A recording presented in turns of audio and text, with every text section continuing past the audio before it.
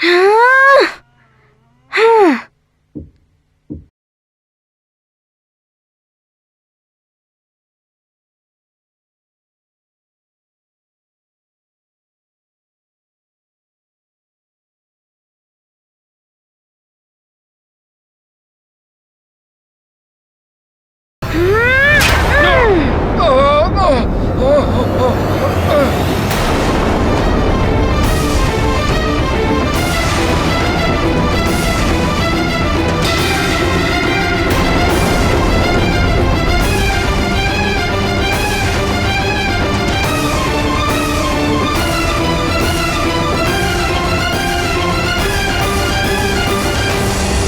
हे प्रभु, इस युद्ध का हर क्षण मेरे लिए भयावह है, किंतु ऐसा क्यों प्रतीत हो रहा है जैसे महारानी जी को इस युद्ध के परिणाम की कोई चिंता ही नहीं।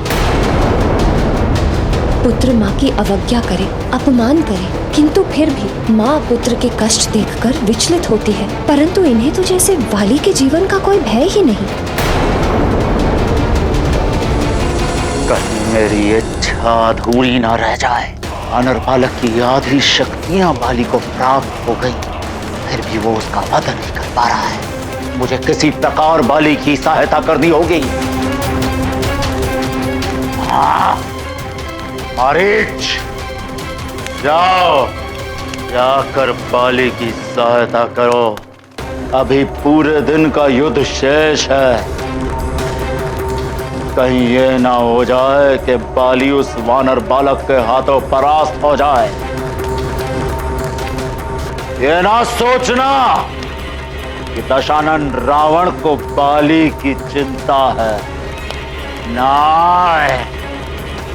दशानन रावण को केवल अपना उद्देश्य पूर्ण करने की चिंता है, और यह उद्देश्य तभी पूर्ण होगा जब उस वानर बालक का वध होगा। जाओ। जो आज्ञा लंकेश।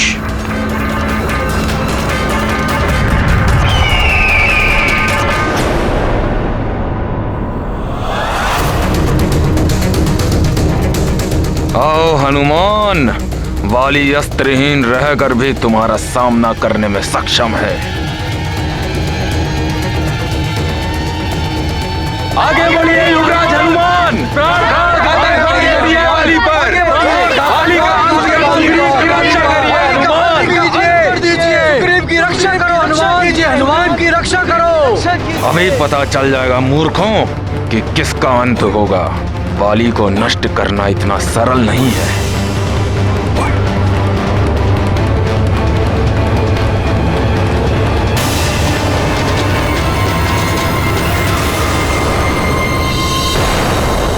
वाली अस्त्रहीन हनुमान के समक्ष खड़ा है। उसके वध करने का सम्मिलित स्वर गूंज रहा है, किंतु महारानी जी के मुख पर अब भी चिंता का कोई भाव नहीं है। अवश्य इसमें कोई रहस्य है जो मुझे ज्ञात नहीं।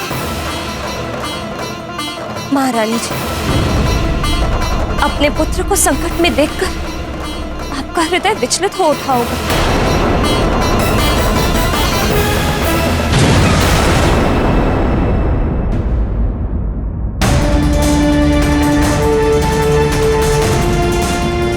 भैया, आप चिंता मत करिए। आपके पास अस्त्र नहीं है तो हनुमान भी अस्त्र विहीन होकर आपसे युद्ध करेगा। मरकट, मेरे बल में तुम्हारी आदि शक्ति मिल जाने के पश्चात अस्त्र विहीन होकर भी महानतम वाली तुमसे कहीं अधिक शक्तिशाली है। तुम किसी भी अवस्था में मेरा सामना नहीं कर सकते।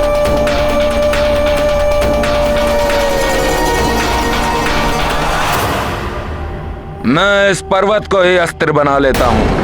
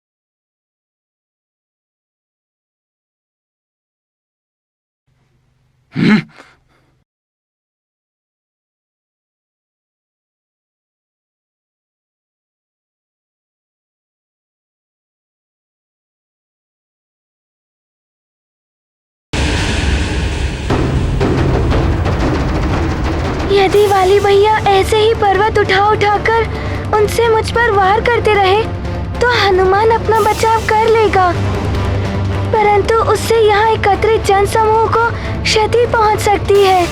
हनुमान को अपना आकार परिवर्तित कर वाली भैया को रोकना होगा।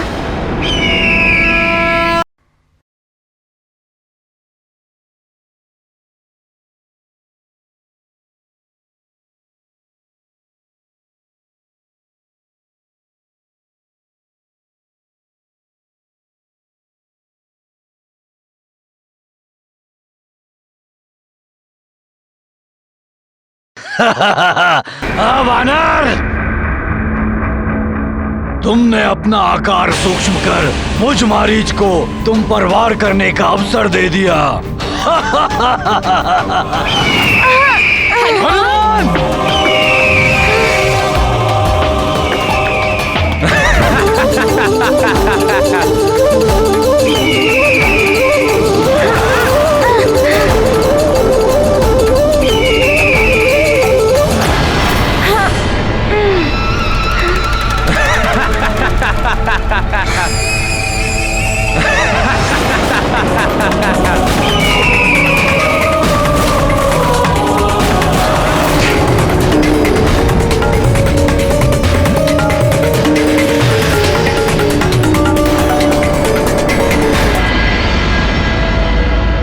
पूर्णतः अन्याय है ये।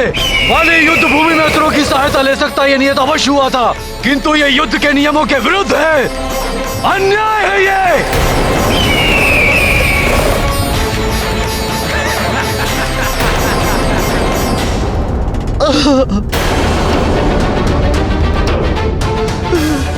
इन आसुरी शक्तियों ने वाली को भी उन्हीं के समान बना दिया है।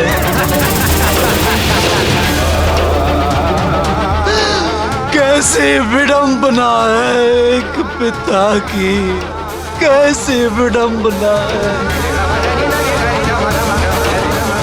क्या मांगे वो, क्या प्रार्थना करे प्रभु से। अपने पुत्र वाली के जीवन की प्रार्थना करे अथवा असुर वाली की मृत्यु मांगे प्रभु से। महाराज ऋक्षराज, हमें प्रभु से अपने तीनों पुत्रों के जीवन की रक्षा की प्रार्थना करनी चाहिए। मृत्यु हो तो केवल वाली के अंदर बसी कुटिलता की।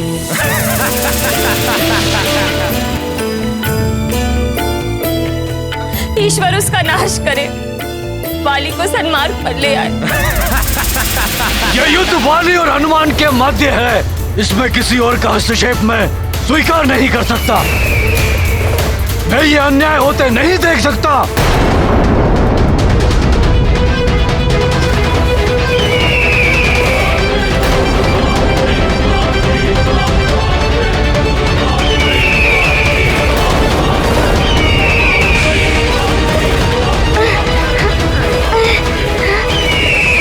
इससे मुक्त होने के लिए तो हनुमान का अपनी देह का आकार बढ़ाना ही होगा।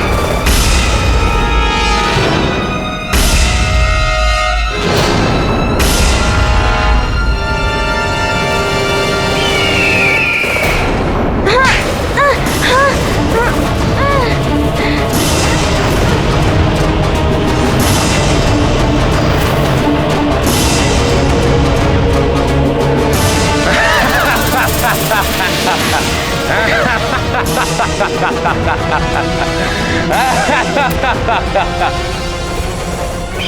अपना आकार बढ़ाया तो वाली भैया पहाड़ का वार करेंगे, जिससे अनेकों जीवन हताहत हो सकते हैं। आकार छोटा रखता हूँ तो ये राक्षस मुझे उठा लेता है। और अभी कहाँ ले जा रहा है ये हनुमान को?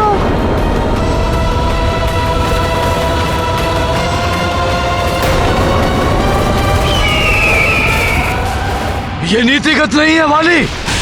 ये युद्ध तुम्हारे और हनुमान के मध्य है। इसमें असुरों का तुम्हारा साथ देना न्याय के विरुद्ध है। असुरों का इस युद्ध में होना दोनों के लिए ही शुभ नहीं है। भाई से भाई का युद्ध करवाकर अवश्य इसमें इनका कोई लाभ होगा।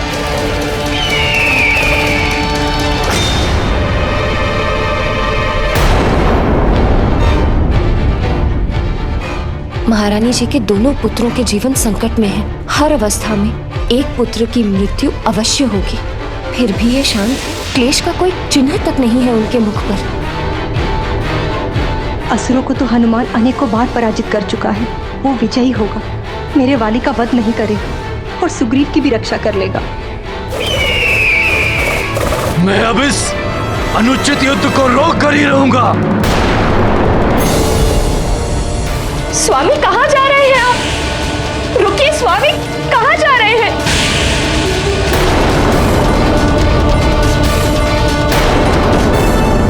पुत्र कितना भी शक्तिशाली प्रतापी क्यों ना हो, परंतु कोई यदि उसे हानि पहुंचाए तो माता पिता का व्यथित होना स्वाभाविक है। जैसे अभी हनुमान को संकट में देखकर केसरी और अंजना हो रहे हैं। केसरी हनुमान के प्रति हो रहे अन्याय को देखकर इतने आहत हैं कि स्वयं संकट में स्थिति में प्रवेश करने में उन्होंने तनिक भी संकोच नहीं किया है।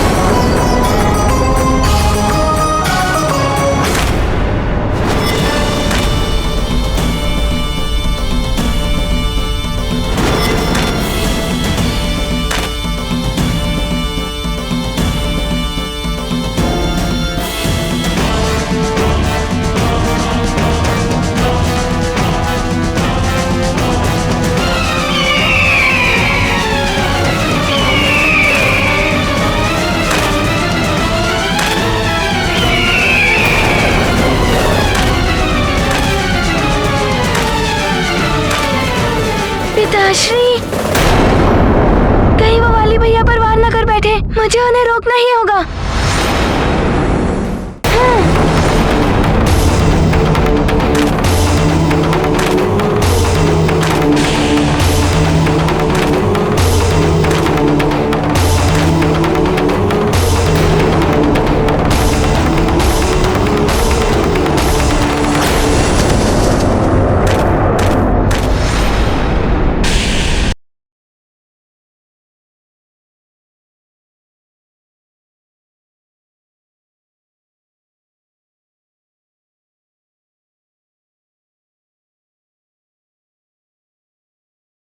रुक जाइए पिताश्री, मत जाइए। नहीं पुत्र हनुमान, जब ये असुर मारीच वाली की सहायता कर सकता है तो मैं भी अपने पुत्र के पक्ष में खड़ा हो सकता हूँ। मैं अपने नेत्रों के समक्ष अपने पुत्र के साथ अन्याय होते हुए नहीं देख सकता।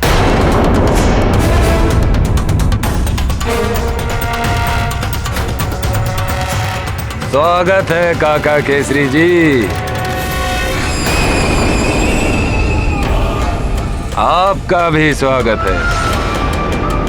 यदि आप भी अपने पुत्र के समान मृत्यु लोक जाना चाहते हैं तो अवश्य आइए। महानतम वाली आपको रोकेगा नहीं, परंतु इतना स्मरण कीजिए, युद्ध से पूर्व मैंने ये स्पष्ट किया था कि मैं युद्ध में असुरों का सहयोग लूंगा और आपके पुत्र ने स्वीकार भी किया था और उसने स्वयं एकाकी युद्ध करने का चुनाव किया था। इसलिए मैं उस पर कोई अन्याय नहीं कर रहा हूँ। हाँ पिताश्री, रुक जाइए। सब मेरी इच्छा अनुसार ही हो रहा है। यदि आप मेरी इस युद्ध में सहायता करने आए तो ये नियमों का उल्लंघन माना जाएगा और मुझे पराजय स्वीकार करनी होगी पिताश्री।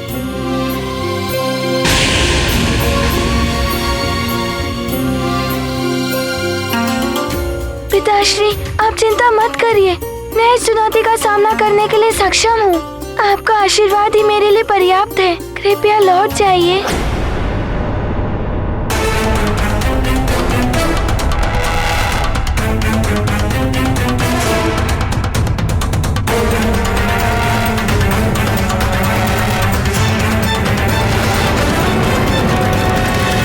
नहीं पिताश्री, यदि आपने वाली भैया पर आक्रमण किया तो हम सुग्रीव भैया की रक्षा नहीं कर पाएंगे।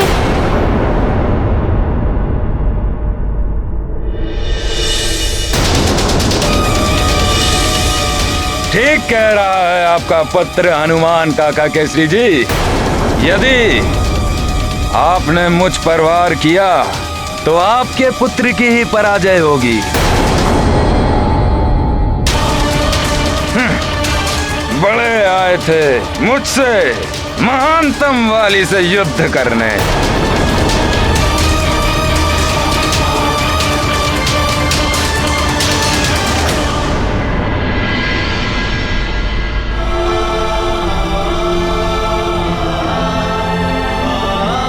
विजय भव पुत्र।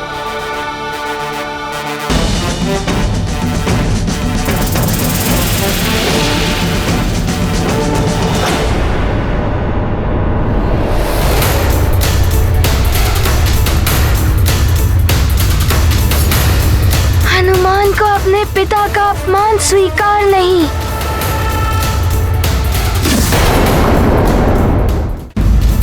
स्वामी,